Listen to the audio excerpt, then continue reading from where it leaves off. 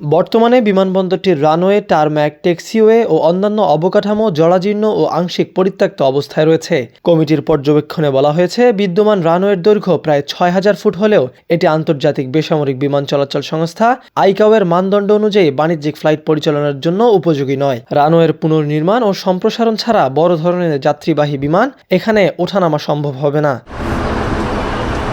প্রতিবেদনে বলা হয়েছে, বর্তমানে বিমানবন্দরটির মোট জমির পরিমাণ প্রায় ১,১৫৯ একর, যার একটি বড় অংশ সেনাবাহিনী ও বিমান বাহিনীর বিভিন্ন প্রশিক্ষণ ও প্রকল্প কাজে ব্যবহৃত হচ্ছে। পূর্ণাঙ্গ বাণিজ্যিক বিমানবন্দর গড়ে তুলতে বিদ্যমান জমির বাইরে অতিরিক্ত প্রায় ৮৫৬ একর জমি অধিগ্রহণ করতে হবে।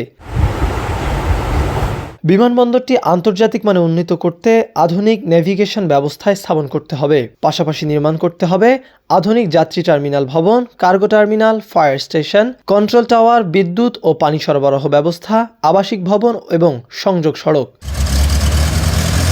প্রস্তাবিত পরিকল্পনা অনুযায়ী বিমানবন্দরটিতে বছরে প্রায় ১৫ লাখ যাত্রী হ্যান্ডলিং সক্ষমতার টার্মিনাল সুবিধা রাখা হবে। শুরুতে অভ্যন্তরীণ রুটে ফ্লাইট চালানোর পরিকল্পনা থাকলেও ভবিষ্যতে আঞ্চলিক ও আন্তর্জাতিক রুট চালুর সম্ভাবনাও বিবেচনায় রাখা হয়েছে। বিশেষ করে ভারতের উত্তর পূর্বাঞ্চল, নেপাল ও ভুটানের সঙ্গে আকাশপথে যোগাযোগ স্থাপনের সুযোগ তৈরি হতে পারে।